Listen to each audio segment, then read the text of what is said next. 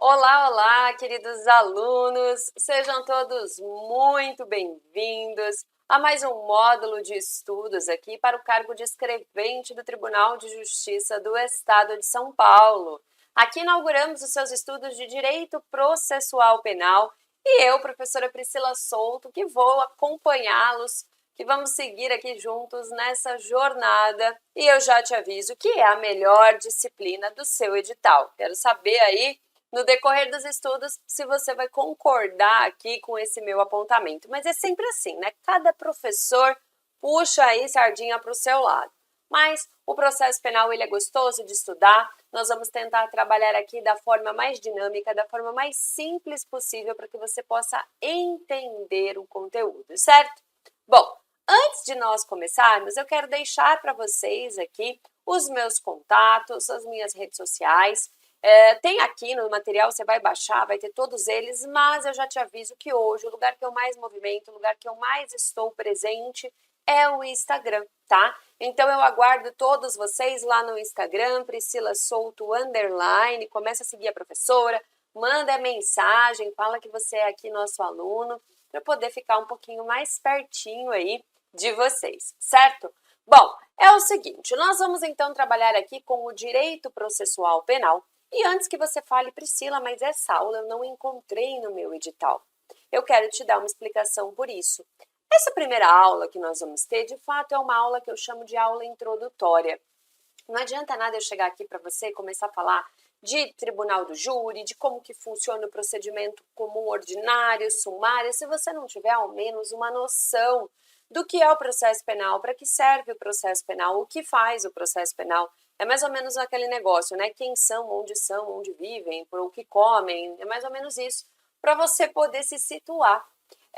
Existem pontos do conteúdo que de fato você vai precisar memorizar. Mas em algumas situações, se você entende, fica muito mais simples. E outra, você ter a base do conteúdo, você ter uma estrutura sólida para poder trazer a sua construção de conhecimento, fica muito mais fácil, fica muito mais seguro. Eu quero te trazer um pouquinho do que eu chamo de raciocínio jurídico, que a partir do entendimento amplo, né, uma visão mais ampla, a gente consegue, às vezes, chegar na resposta, mesmo sem lembrar exatamente o que é. Você vai indo por eliminação, trazendo ali o seu raciocínio jurídico, certo? Outra coisa, uma matéria que é muito importante de você olhar junto com o direito processual penal, e já te adianto que o penal também é o direito constitucional. Na verdade, nessa aula aqui, nós vamos trabalhar muito com o artigo 5º da Constituição. O artigo 5º da Constituição Federal, que trabalha lá os direitos e garantias fundamentais, ele traz uma série de institutos que têm aplicação no direito e no processo penal. Então, aqui, vocês sabem que a Constituição Federal é a nossa lei maior e todas as demais leis precisam estar de acordo com a Constituição Federal. E é justamente o que acontece também aqui com o nosso direito processual penal. Vários ditames constitucionais, eles vão esbarrar, digamos assim, em todo o processo penal, tá? Então, a gente vai trabalhar muito com o direito processual penal e o direito constitucional em conjunto. Então, eu já te falo, se você já estudou o artigo 5º, dá uma reforçada, porque ele vai ser usado também aqui para a nossa disciplina, tá bom? Priscila, você falou de direito processual penal e de direito penal. Eles são iguais, são coisas distintas? Como que funciona isso? É o seguinte, o direito penal e o processo penal, de fato, a gente estuda, né? Ele é dividido em disciplinas distintas. Mas por mais que cada um vá para o seu lado, cada um tenha uma finalidade específica, eles, ao mesmo tempo, caminham juntos. Por quê? Um vai, basicamente, depender do outro. O direito penal, quando a gente olha para o direito penal, nós vamos pensar muito, o que vai vir assim na nossa mente, são o que nós chamamos das normas penais incriminadoras, tá? Ou seja, as normas que trazem os tipos penais, que prescrevem as condutas consideradas criminosas, ou seja, aquelas condutas que, se praticadas, ensejam na possibilidade do Estado aplicar a lei ao caso concreto e aplicar, portanto, a sanção penal, trazer a pena para aquela pessoa que praticou aquela conduta. O direito penal não prescreve só normas penais incriminadoras, mas aqui para a gente, vamos ficar com isso em mente, que nós temos o direito penal prescrevendo as infrações penais. E quando eu falo em infrações penais, é justamente por quê? Porque nós dividimos aqui as infrações penais em duas espécies, tá? Nós temos os crimes e as contravenções. As contravenções penais, tá? Então, infração penal é um gênero e aí nós temos essas duas espécies, crimes e contravenções. Então, o direito penal é que vai dizer matar alguém e aí vai trazer a pena. A pena é de tanto a tanto, né? Subtrair coisa alheia móvel, pena de tanto a tanto. O direito penal faz isso. E aí o processo penal, ele é diferente. O processo penal, ele vai trazer o procedimento ou os procedimentos, as formalidades que o Estado deve cumprir, que o Estado deve seguir para poder aplicar a norma penal ao caso concreto, para poder fazer o direito penal ser aplicado. Então, por isso que eu falo que eles são distintos, mas caminham juntos, tá? Então, basicamente, o processo, ele vai trazer aqui procedimentos, como se fosse a receita do bolo, tá? Ele vai trazer aqui as formalidades que o Estado vai precisar cumprir para poder trazer ali a aplicação da lei ao caso concreto, certo? Então, o que acontece? A partir do ponto que uma pessoa pratica uma conduta descrita como infração penal na norma, surge para o Estado o que a gente chama do ius puniendi, que é a pretensão punitiva do Estado, tá? A pretensão punitiva do Estado. E essa pretensão punitiva vai trazer aqui o quê? A possibilidade, o poder, dever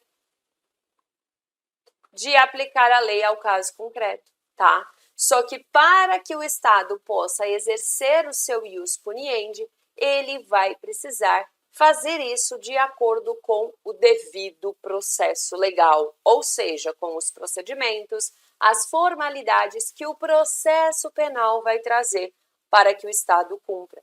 Quando a gente pensa no Estado, nós não podemos nos esquecer que estou falando de poder. Aqueles que detêm poder precisam de limites, esse poder precisa ser limitado, porque senão, né, vira um caos.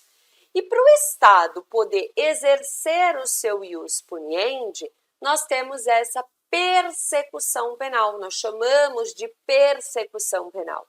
E a persecução penal nada mais é do que o caminho percorrido pelo Estado para poder aplicar a norma penal ao caso concreto.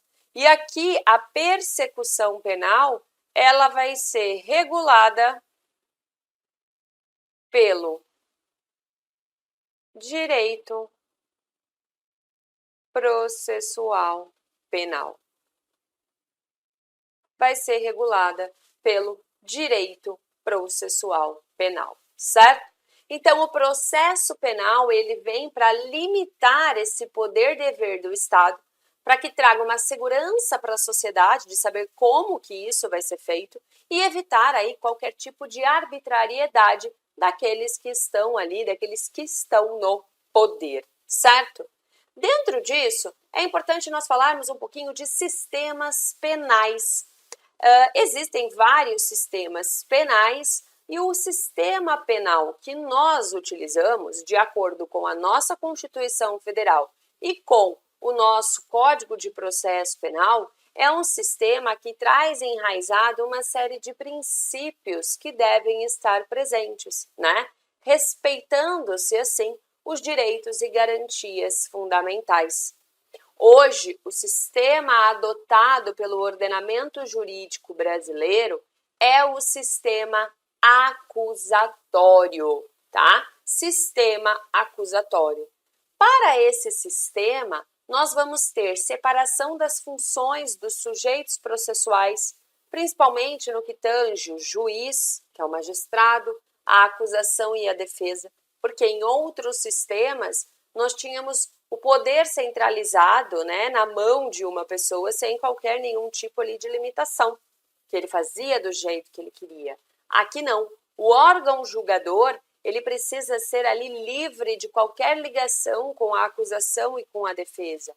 Eu preciso de um órgão julgador imparcial, para que ele não esteja ali tendencioso para nenhuma das partes e possa ter ali, de fato, essa imparcialidade no momento de trazer ali o quê?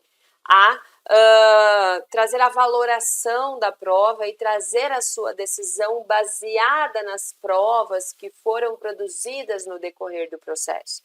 Então, o sistema acusatório, ele traz aqui a separação entre acusação, defesa e órgão julgador, tá?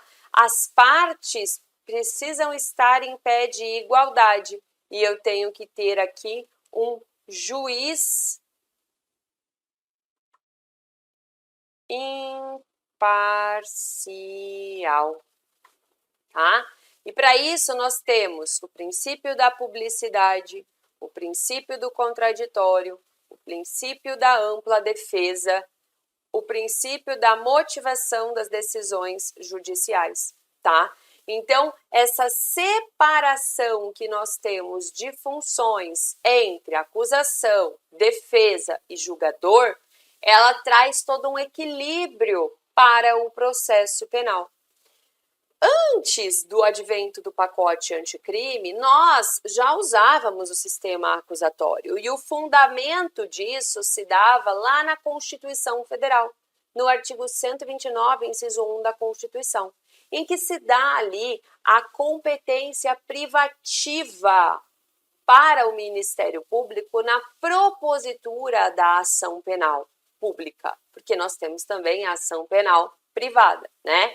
O juiz, com isso, né, a gente afastava a possibilidade do juiz, do órgão julgador, dar início a uma ação penal, dar início a uma acusação formal contra uma pessoa. Porque imagina, se o juiz, o próprio juiz, já acusasse alguém, como que ele ia julgar? Na verdade, se ele está acusando, basicamente, ele já está com a sua decisão tomada, né? Então, o sistema acusatório coloca o juiz com a função ali realmente de julgar e que ela não tenha nenhum tipo de iniciativa no que tange a acusação ou a própria defesa, né? Então, com isso, a gente tem aqui a impossibilidade do juiz dar início a uma ação penal, e isso traz a impossibilidade dele acusar, né? E a função de acusar nos crimes de ação pública é do MP, e aqui você pode anotar que se for ação privada, a legitimidade vai ser do ofendido ou do seu representante legal, tá? Então, a ação penal, ela pode ser pública ou privada, né? Se for pública, quem dá início à acusação? O Ministério Público. E se for privada, quem dá início à acusação? O ofendido, que no caso é a vítima ou o seu representante legal. Mas jamais o magistrado, jamais o juiz vai dar início à ação penal. Agora, outra coisa que eu quero falar com vocês, além do artigo 129, inciso 1 da Constituição, nós temos também o artigo 3º-A no Código de Processo Penal, que traz de forma expressa, né, a consagração do sistema acusatório no nosso ordenamento jurídico. Ele diz que o processo penal terá estrutura acusatória, tá? Vedadas a iniciativa do juiz na fase da investigação e a substituição da atuação probatória do órgão de acusação.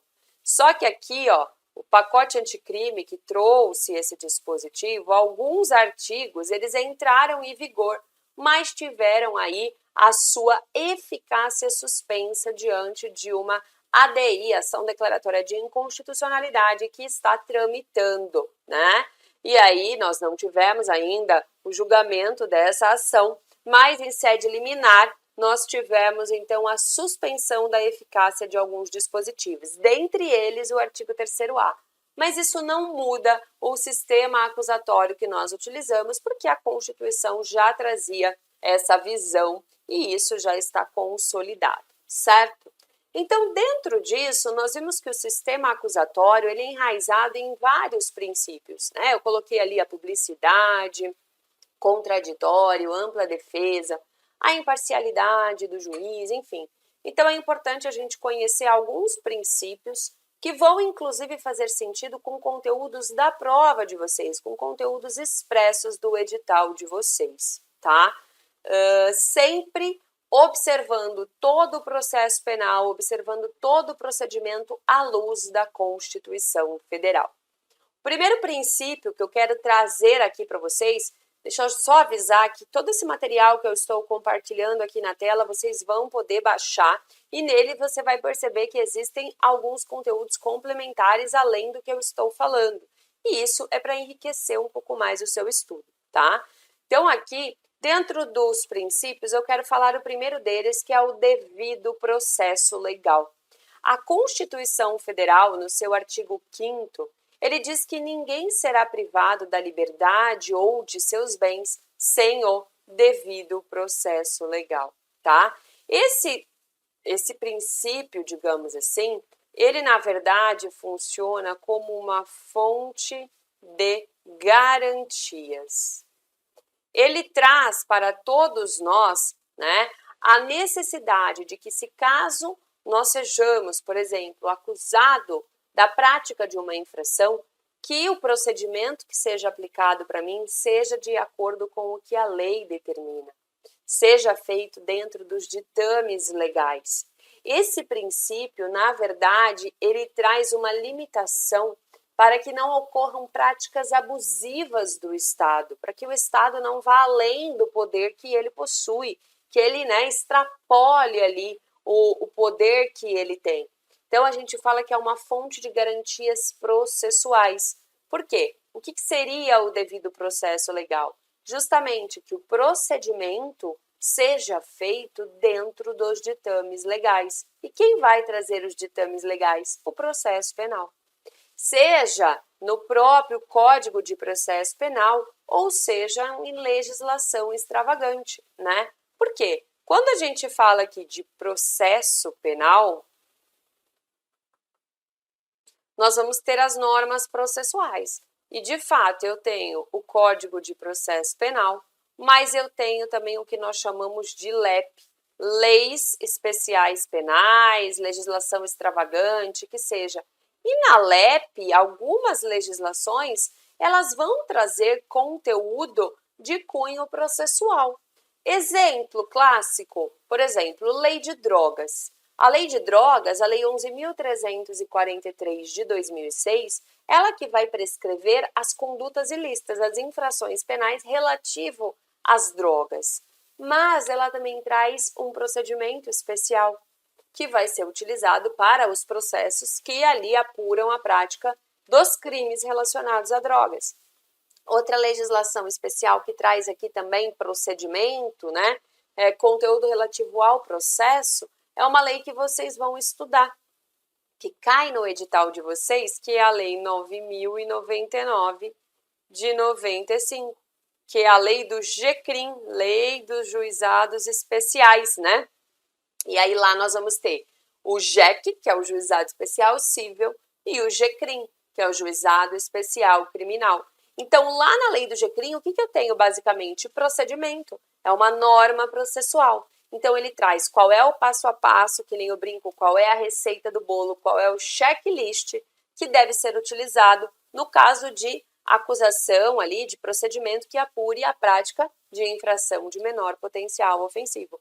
Então, o devido processo legal é justamente essa observância dos ditames legais no que tange aos procedimentos de apuração de infrações penais que devem ser seguidos. Desde a investigação, por exemplo, nós temos o inquérito policial, ele é regulado também. Tem ali a legislação dizendo, né, quais são os mínimos de observâncias que deve se ter, assim como a parte judicial lá da ação penal, tá?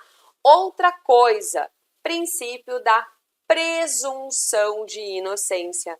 O princípio da presunção de inocência diz que ninguém será culpado até o trânsito em julgado da sentença penal condenatória.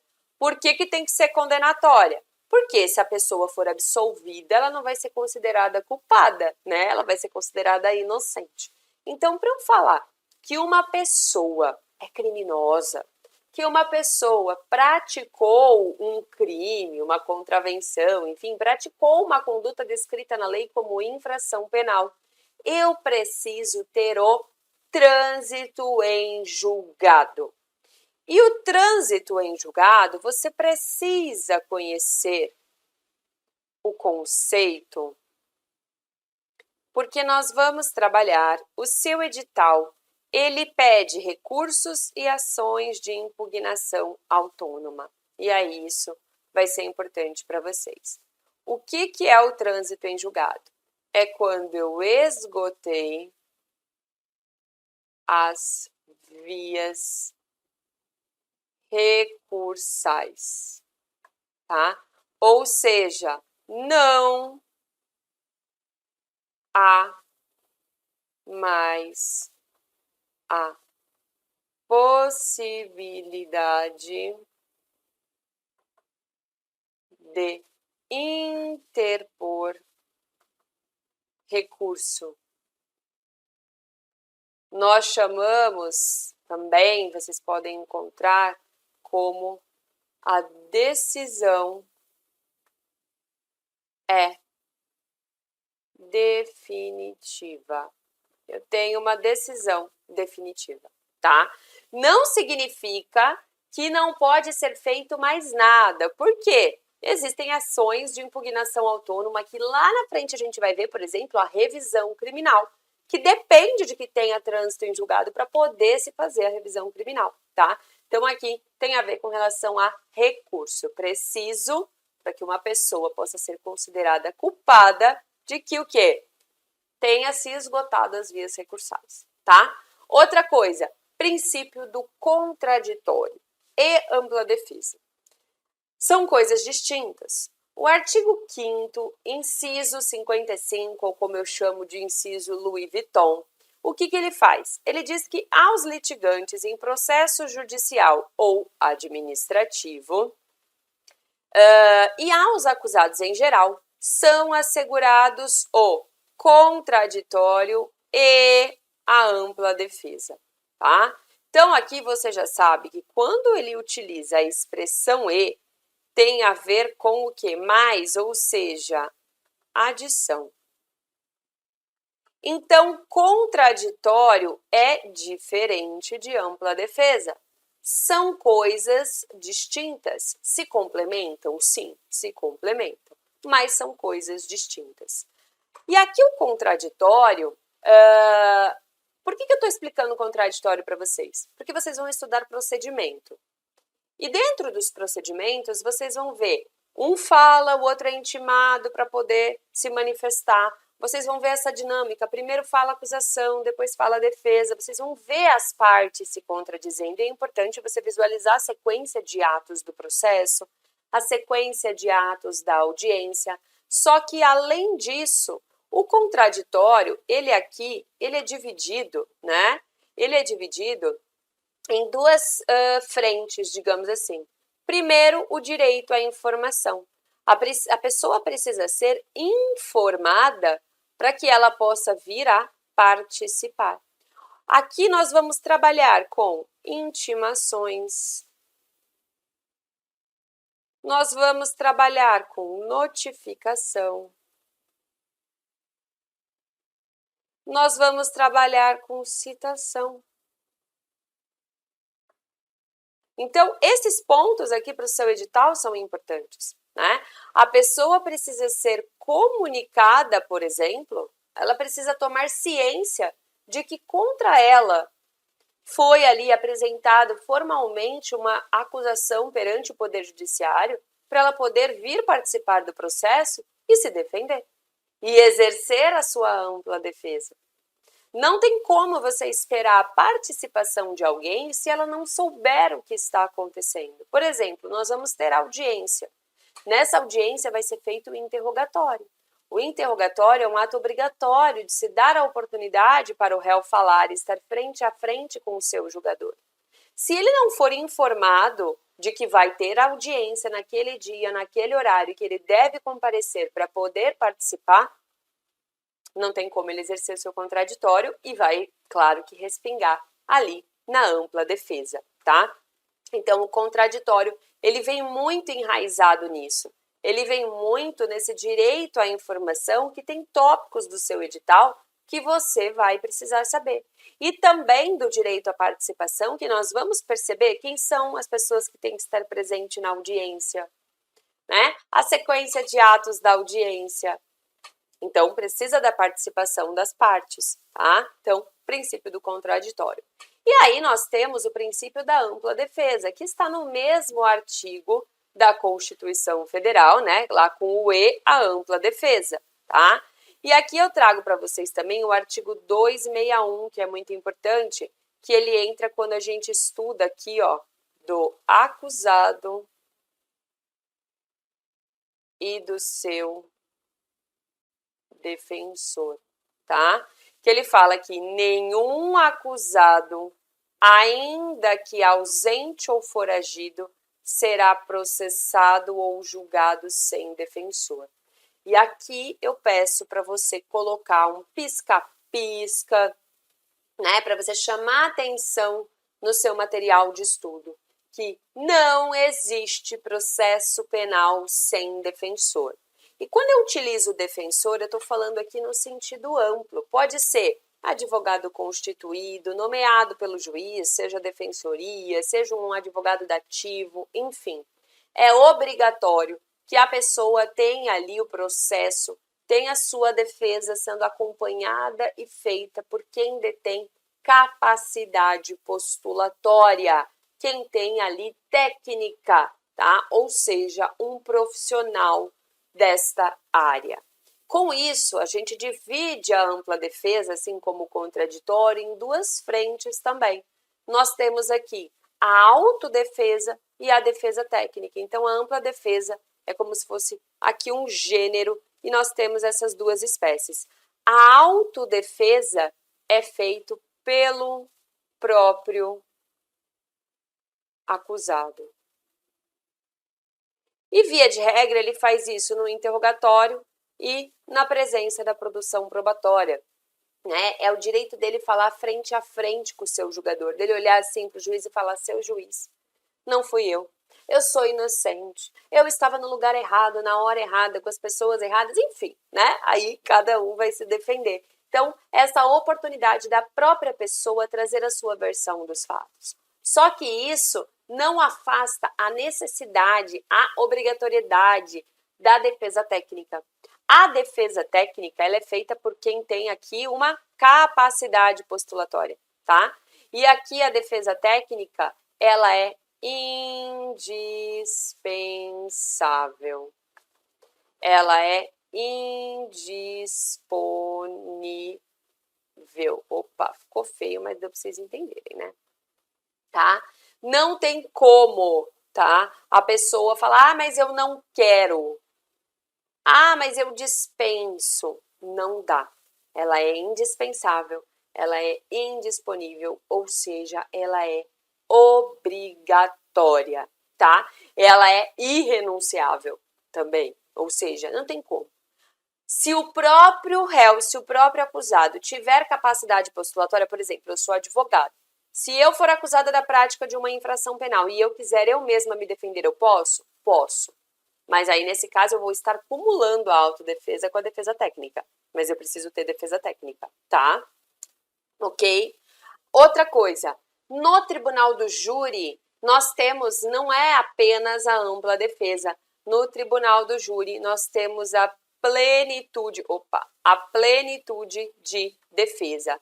E fiquem tranquilos que nós vamos ter aula do tribunal do júri, tá? Nós vamos ter aula do tribunal do júri e aí nós vamos estudar aqui a plenitude de defesa, tá? Então, mas já deixa anotado aí para vocês irem se familiarizando aqui com as nossas nomenclaturas, com os nossos princípios, certo?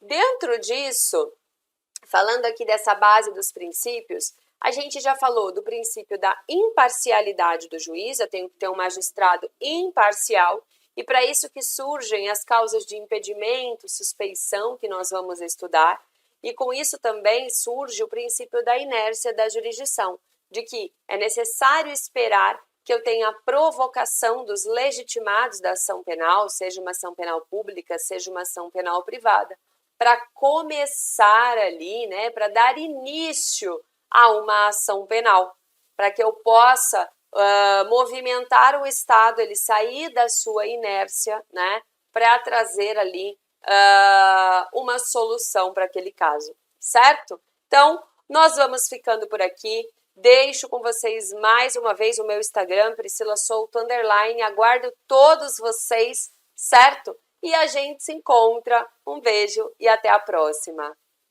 Fala pessoal, aqui quem está falando é André Knapp, sou oficial de justiça, professor da Praia de Concursos e coordenador do curso do Tribunal de Justiça. Isso que você assistiu é só um pedacinho do nosso curso completo preparatório para o concurso de escrevente 2021, tá? Então, se você quiser saber mais, se você quiser ser nosso aluno, clique aqui na descrição desse vídeo que você vai conhecer mais sobre o nosso curso completo.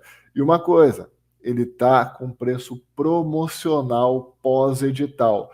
Esse preço promocional ele vai durar pouco tempo, então aproveite e também faça parte da elite dos candidatos do TJ. Seja praia de concursos também. Até mais.